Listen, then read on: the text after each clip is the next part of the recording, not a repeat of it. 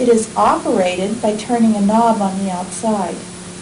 Unfortunately, the bell portion has either been lost or stolen.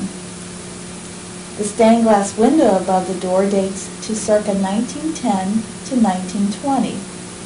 The door opens into the main floor hallway.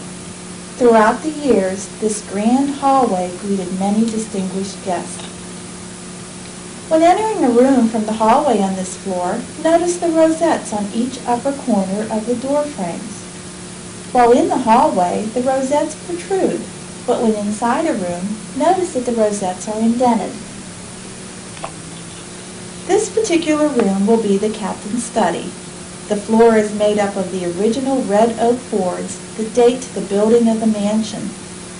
Note how they have varying widths and are held in place by square-headed iron nails. The uneven nature of this floor is due to the hand-carved log joists that it rests on.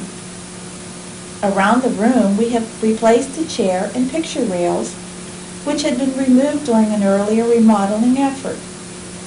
The picture rail would have used wires and clips to hang picture frames since the interior walls were made of brick. The fireplace was original to the house, but the mantel was not in this room.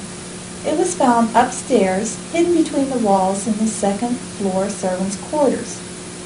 We replaced the hearth and the sides with sandstone in the spring of 2001. The closet that you see is original, but the trim around it has been recreated by our volunteer carpenter.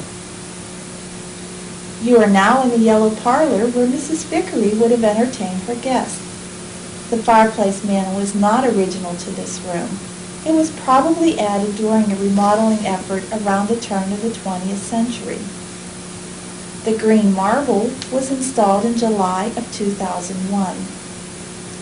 The two portraits that are hanging beside the fireplace are believed to be those of Hazel Nana and her mother, previous owners of the house.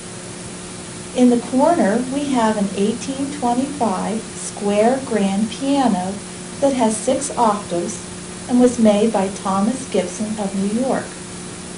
Although this is not Mrs. Vicary's piano, she is known to have owned one of the English makes with 5 octaves and produced a considerable volume.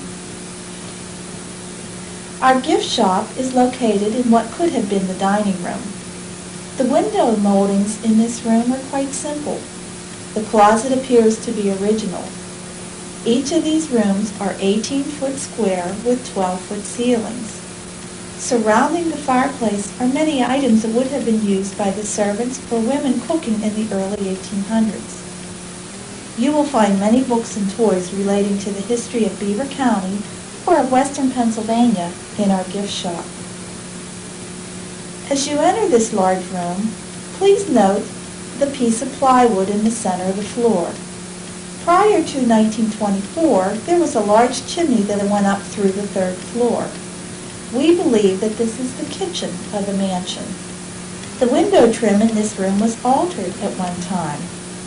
You will note that the first window on the left appears to have the original trim. The remaining 3 windows have evidence that a similar width of trim was on the window at one time. If you look closely at the trim, you can see evidence of a blue color that would have been applied very early, possibly the original color. From the 2nd floor hallway, you can see the wonderful view that Captain Vicary would have had. His property would have originally gone down to the river. The river was not as wide nor as deep as it currently is because the river's locks and dams were not in place when the mansion was built. Part of the property was sold to the railroad in the 1860s. In the 1940s, the house was divided into 3 apartments. This long hallway at that time was used as a living room. The transits were not original to the 1826 time period. Possibly they were added at a later date to assist in keeping the air circulating. The doors are of a faux finish. The wood grain effect would be created by painting the door and trim with a white or yellow undercoat. After that dried, a dark stain was applied over it. The graining was done by running a feather or a special graining tool through the wet stain. There were 4 bedrooms on this second floor. The first bedroom was restored by an Eagle Scout and volunteer plasterer apprentices. We intend to leave the interior of the stone wall exposed, as well as this section behind the door that shows the hand-cut lathwork and horse and pig hair plaster. This wall is one of the 4 walls that is constructed of hand-cut lath and plaster. All of the other dividing walls are made of brick. This room was utilized as a kitchen when the house was divided into 3 apartments. On the other side of this wall, the room was converted into a bathroom, but is currently used as storage space. This is a view of the bathroom ceiling wallpaper and window. This next bedroom has a rope bed, which was typical of the time period. The mattress would be made of straw or feather ticking. The ropes had to be kept tight or the sleeper would sag toward the middle of the bed. Another problem would be insects that would be living in the ticking. These factors gave rise to the old saying, sleep tight and don't let the bed bugs bite. We know that Captain Vicary had a massive 4-poster bed made of mahogany with a white canopy and a white marcel spread or quilt to cover the bed. You will also notice the chest of drawers. The chest was said to have been in the mansion for many years, and no one knows its origin except for the fact that it's very old. It was recorded that Captain Vicary owned a marble-top chest of drawers that he brought across the mountains with his family. The 2 built-in wall closets were dated from the turn of the 20th century. The 3rd bedroom is set up as a working room, complete with a spinning wheel and weaving looms. Please notice the picture above the fireplace taken in 1902 that shows the Ohio and Beaver Rivers and surrounding 5 communities. As in the last bedroom, the corner cupboard dates to the turn of the 20th century, but the closet to the left of the fireplace is original to the house. Down these 3 steps, we are now entering the 2nd floor above the kitchen area. You will notice the original condition of the walls, which indicate that there was once a chair railing in this room. It is also interesting to see the hand-hewn beams that are notched, as well as the lath underneath the plaster. We are also mixing 3 different time periods of electrical technology in this area. This open area is where the chimney came up through the kitchen below. At one time, there was a wall dividing this room in half. On the river side of the house, there is a stairway that goes to the 3rd floor.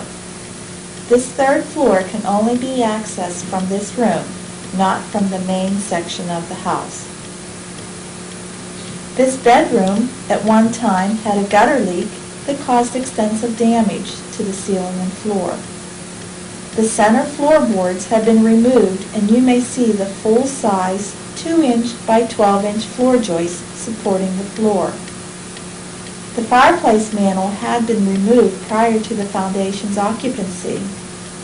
The closet on the right was added during the remodeling phase, but the closet on the left has a variety of early wallpapers still intact. As we go up the stairs to the 3rd floor ballroom, please notice the details of the trim on the stairs. The posters that you see illustrate fashions throughout the ages. According to previous residents, this room was used as a party room for dancing in the early 1900s. The 2 rooms adjoining the ballroom probably had different uses throughout the life of the house. The door frame construction at the entrance of each of these rooms is similar to what you would find at Old Economy Village. You will notice the early wallpaper in the first room in comparison to the second room where the lath work has been removed. Currently, these rooms contain 2 of the 4 furnaces used to heat the mansion. We have descended 3 stories and are now in the basement hallway. Notice that the walls are coated with whitewash, which is a mixture of milk, water, and lime. The archway that you see on the floor was at one time part of the large porch outside. It would have fit in one of the archways underneath, both as a decoration and to keep out the animals. If you look up at the ceiling beams, you will see evidence of fire damage that resulted from a coal furnace fire. Off to the left of the hallway is a crawl space. The purpose of this crawl space is unknown at this time. In the front room on the left, you can see clearly the original hand-hewn beams that are approximately 19 feet long. The window well that you see looks out from under the porch on the river side of the house. On the north side of the house, there are 3 outside stairwells. 2 of these are original to the mansion. One of the stairwells is located in the room adjacent to the mystery room. The opening to the mystery room was sealed by a brick wall. Part of the wall was removed to accommodate a coal furnace pipe that connected to a brick chimney that runs through the center of the room. We use the term mystery room simply because we do not know what the purpose of this room actually was. An archaeological investigation in the room discovered a shoe made during the Industrial Revolution, as well as other artifacts that are on display. This concludes the tour of the historical Vicary Mansion. The Beaver County Historical Research and Landmarks Foundation thanks you for coming to visit with us today. If you have any questions, please ask any of our docents that you will find throughout the house.